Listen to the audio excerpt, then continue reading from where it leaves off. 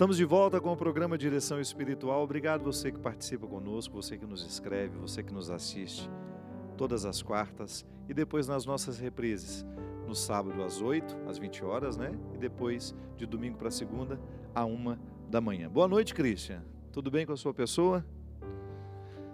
Gente, eu gostaria de reforçar o meu convite para você estar conosco, Obra de Maria Canção Nova, numa viagem maravilhosa à Itália e Medigoli. Nós vamos sair no dia 17 de março e vamos retornar no dia 28, chegando, na verdade, 29. Vamos chegar no Brasil.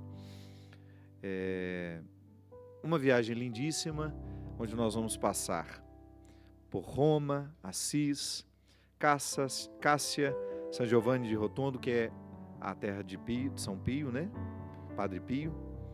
Monte Sant'Angelo, San Giovanni, Lanciano, Roma, 3 dias em Roma, depois vamos a Medigoli e viver essa experiência lindíssima nesse território tão misterioso, tão cheio de simplicidade, de despojamento e ao mesmo tempo de tanta sofisticação espiritual. Porque é engraçado isso, né? Deus age através de situações simples e aquilo, quando você vive, quando você experimenta, aquilo lhe parece tão sofisticado. As experiências mais sofisticadas, espirituais que eu pude viver, isso parece uma contradição, mas não é. Elas aconteceram a partir de situações muito simples. Aquilo gerou uma coisa tão sofisticada dentro de mim, uma maneira como se gerasse uma convicção que só a simplicidade é capaz de gerar em nós. O despojamento, né? Deus parece que tem uma preferência por agir assim, em situações simples, pessoas simples, e provocar em nós um sentimento muito sofisticado, muito alto. É o que a gente falava aqui, né? Dessa vida em Deus que nos faz buscar as alturas. É assim, é quando você começa a experimentar no seu dia a dia a necessidade de ter esse encontro com Deus diariamente, aí deixa de ser uma obrigação. Eu começo a buscar as situações, as realidades que vão me dar condições de viver essa vida elevada. Até tinha aqui uma pessoa que havia me escrito, deixa eu pegar aqui um minutinho, pode levantar aqui? Pode, né? Tinha visto aqui mais cedo, ela estava justamente me falando, padre, sou católica, desde muito pequena participo da igreja, mas tenho muita dificuldade de entender como é que nós podemos crescer em Deus. Como é que nós podemos fazer esse avanço, né? Esse avanço na vida espiritual. Essa questão que você apresenta, é a Daniela, ela é de São Paulo. Daniela, toda vez que nós estamos querendo fazer a busca dessa vida espiritual, nós precisamos identificar situações que são materiais, que fazem parte da nossa rotina e que muitas vezes têm um poder de amarrar a nossa vida espiritual. Eu não estou dizendo aqui que a matéria se opõe ao espírito, viu? Uma igreja, por exemplo, que é material, pode muito bem me ajudar a rezar. Eu tenho aquela realidade material como um ponto de partida para a minha vida espiritual. Só que aquela igreja, ela não é o ponto final da minha vida espiritual. O que aquela igreja vai provocar em mim é aqui, dentro do meu coração, na minha cabeça, vai gestar um jeito de ser. Como é que nós podemos avançar numa vida espiritual?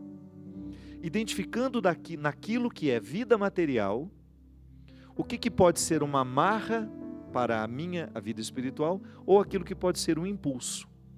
Então nós estamos o tempo todo rodeados pela matéria, a gente não tem como fugir dessa matéria. Você está envolvida pelo seu trabalho, pelas suas amigas, pelos seus amigos, pelo seu contexto de vida social, você está na sua faculdade, você está na escola, enfim, todos nós temos este contexto de vida material que nos envolve. É aquele trem que você pega, é o ônibus que você usa, é o carro que você dirige. Nós temos um contexto material que nos envolve, mas nós experimentamos o tempo todo uma dimensão espiritual, uma dimensão afetiva.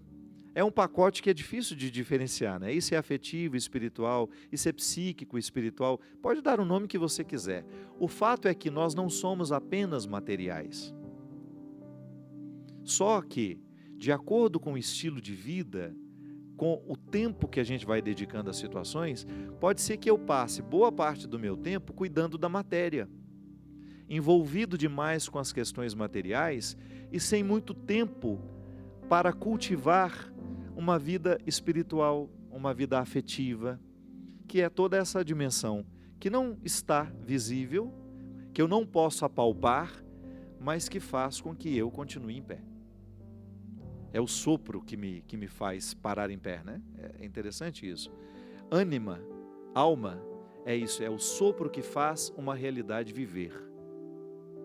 Então veja bem, quando eu me disponho a cuidar da minha vida espiritual, outra coisa eu não estou fazendo senão dar um passo para significar essa minha vida material, para que ela me ajude a encontrar as riquezas espirituais.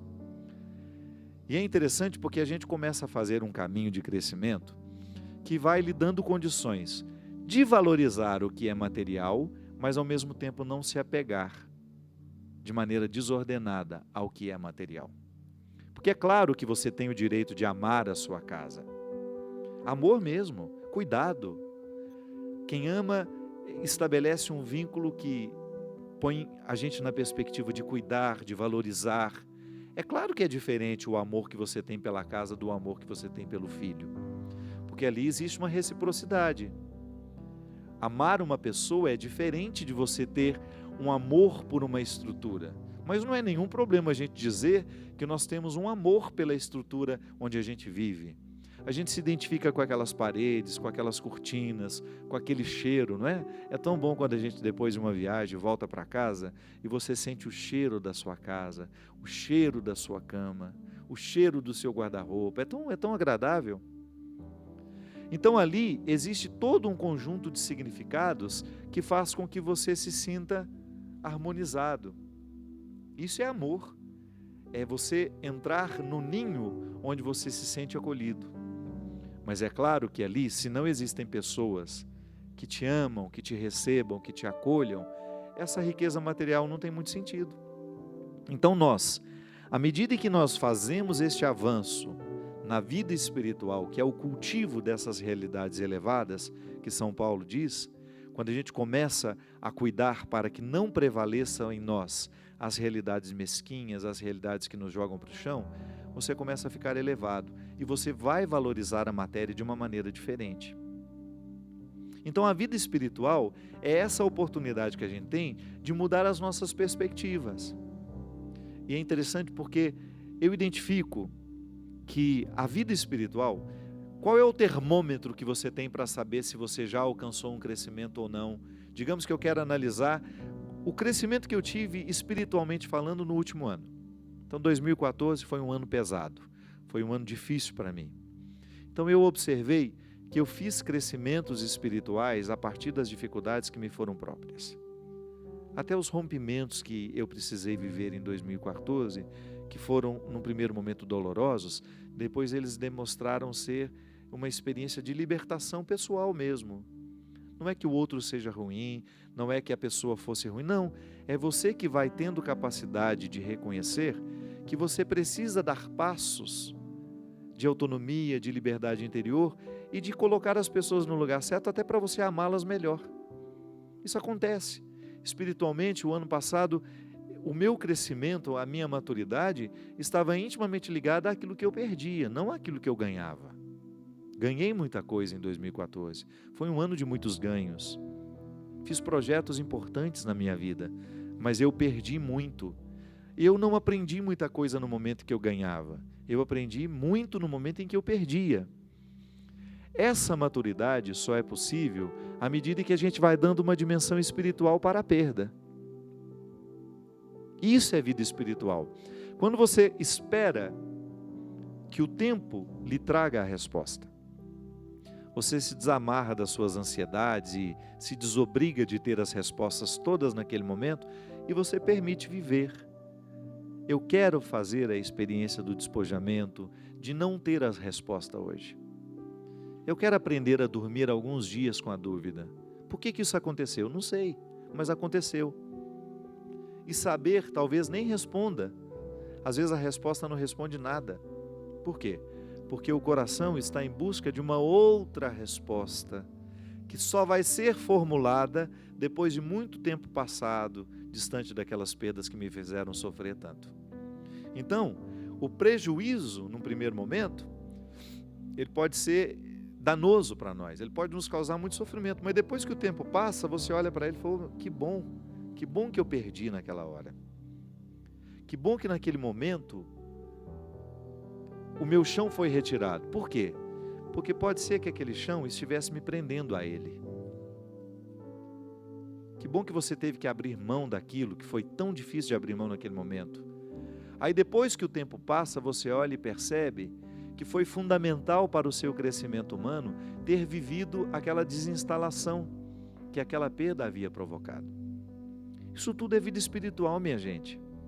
Porque a vida espiritual, na verdade, é a leitura que você faz de tudo o que a vida material lhe provoca. Então você pode muito bem viver perdas materiais e não fazer nenhuma leitura dela, e aí você não tem o crescimento espiritual, ou você pode perder materialmente, faz uma leitura dessa perda material e cresce espiritualmente. Padre, eu perdi o meu filho e não vejo nenhuma vantagem em ter perdido o meu filho. Eu só enxergo prejuízo. Sim, eu também. No momento em que eu vejo uma mãe lamentando a morte do seu filho, eu só vejo prejuízo. Mas vai conversar com essa mãe um tempo depois. A dor de ter perdido o filho não modificou.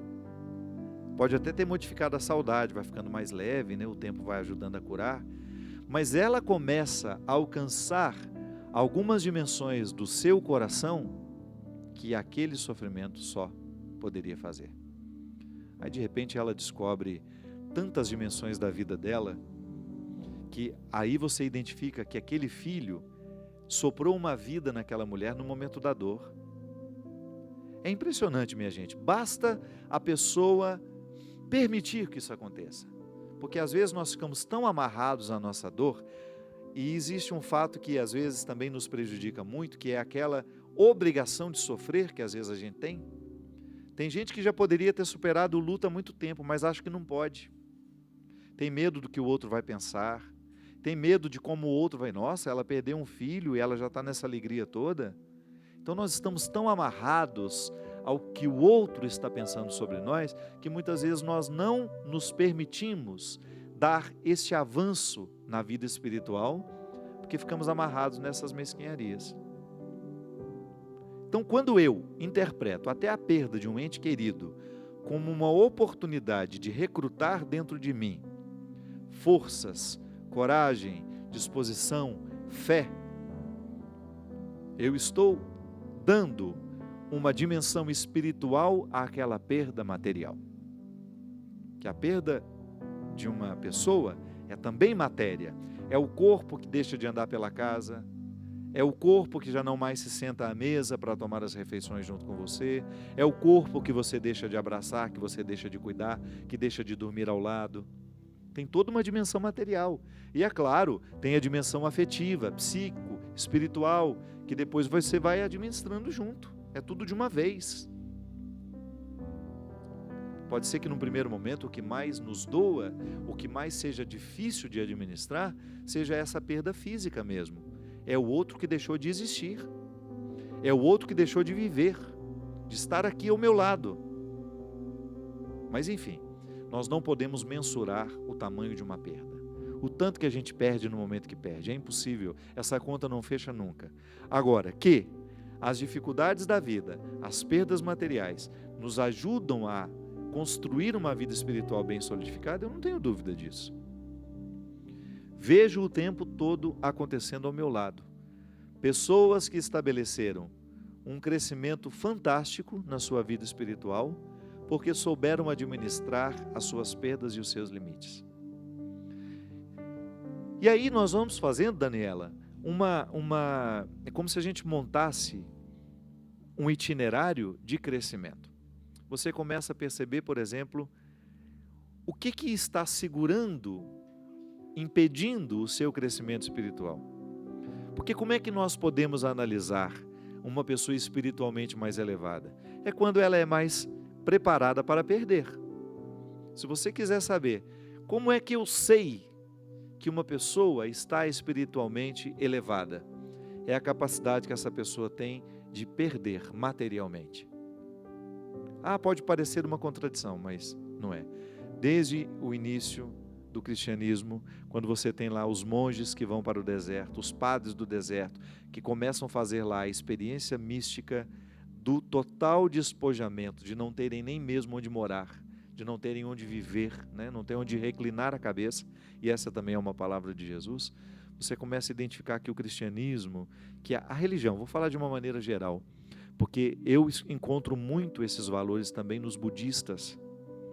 É impressionante como um budista que leva a sério o seu comprometimento religioso, a sua vida religiosa, ele vai fazendo de tudo para não se amarrar materialmente na vida. O budista também quer essa mente elevada, esse coração elevado.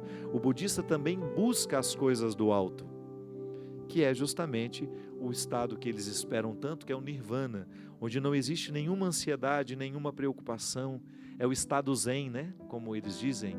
Quando você está desprendido de todas as realidades e só você é capaz de viver a leveza do ser.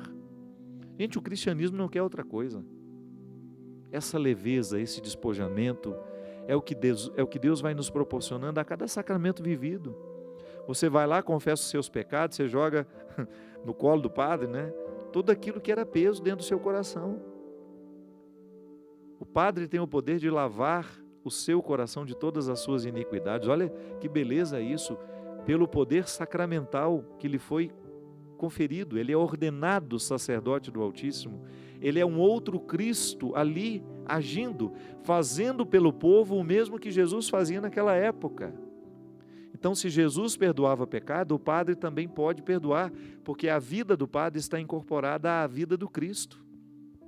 Mas eu não acredito naquele padre. Mas você acredita no sacramento dele, na vida sacramental dele? Eu, por exemplo, eu sou um padre. Nada pode me ofender mais do que uma pessoa desrespeitar o meu sacerdócio. Nada pode me desrespeitar mais. Xinga minha mãe, me xinga quem você quiser. Mas não atente contra a minha vida sacerdotal. Não venha me dizer que eu sou menos padre por isso, por isso, por isso. Você não tem o direito de fazer isso, sabe por quê? Eu fui ordenado pela igreja.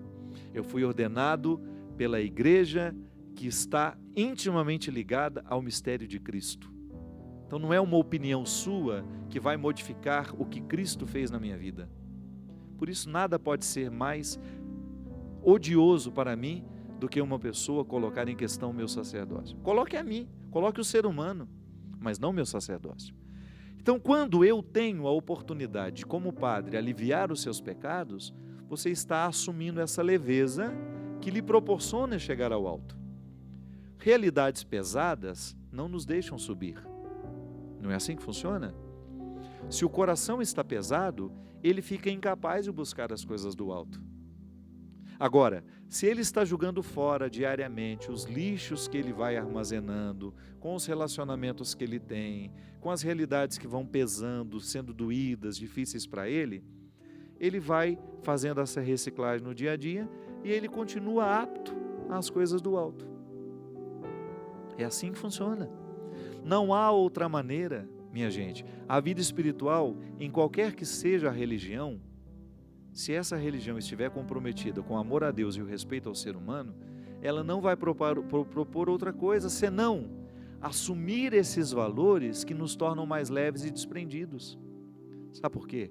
É muito mais fácil a gente estabelecer uma vida comunitária, uma vida em civilidade, em uma cidade, por exemplo, quando as pessoas estão leves, quando as pessoas estão mais centradas, quando as pessoas estão mais harmonizadas.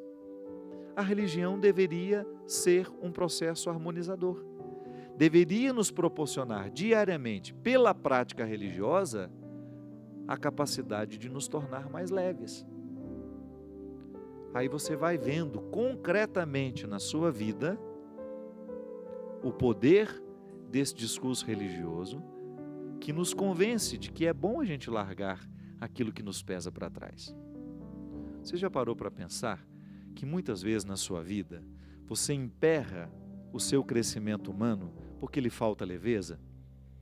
Às vezes até no trato com o outro. É muito difícil a gente se relacionar com uma pessoa que está pesada o tempo todo, que tem uma sacola de problemas e faz questão de desparramar esses problemas o tempo todo em cima dos outros. Esquece um pouco os seus problemas, fale de outras coisas, seja mais leve ao outro. Às vezes você não está sendo amado, é porque você está sendo chato demais. Tem muita gente chata demais, aborrecida o tempo todo, e acha que o outro tem que ficar carregando os fardos que são dela. Não. Eu não tenho obrigação de carregar os fardos que são seus. Eu posso até lhe ajudar em muitas coisas. Eu não tenho o direito de jogar os meus fardos sobre o outro. Então, eu não sou leve, não faço questão de ser leve e quero que o outro me leve nas costas. Isso é justo? Não. Então, a vida cristã é sempre uma luz que faz com que a gente seja honesto com a gente. Há situações que o outro nunca poderá me dar. O outro nunca poderá me dar. Há situações que só eu posso alcançar. Há coisas que eu não tenho o direito de pedir ao outro. Sou eu que preciso me oferecer. Isso, minha gente, é uma honestidade que faz muita diferença nos dias de hoje. Porque as pessoas estão muito preguiçosas espiritualmente. Elas estão muito despreparadas emocionalmente, uma imaturidade o tempo todo. Para com isso.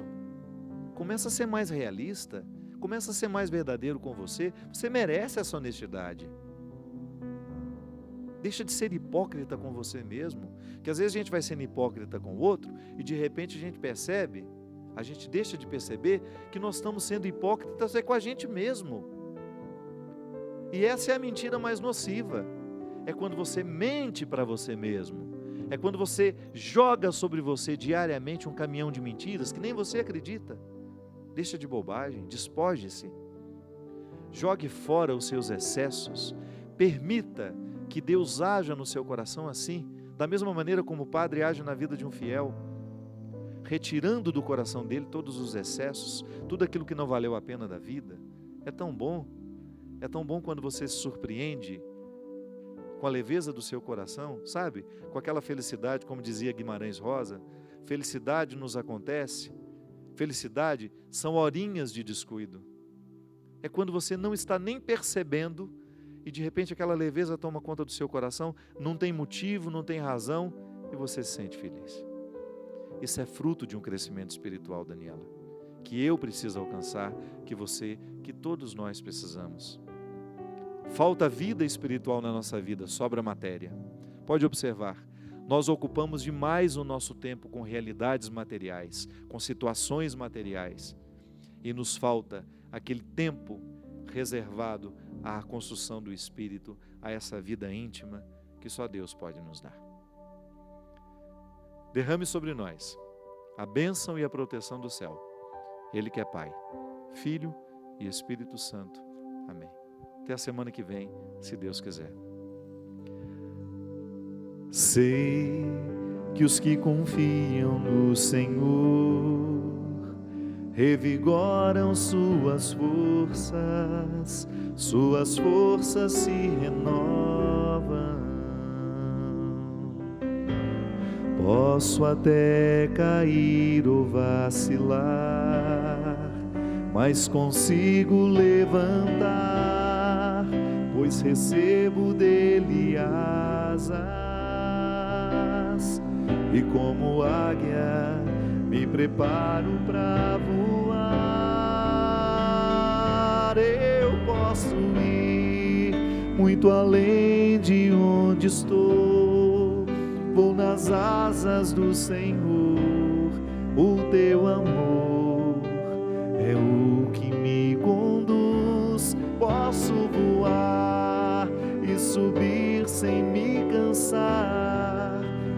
frente sem me fatigar.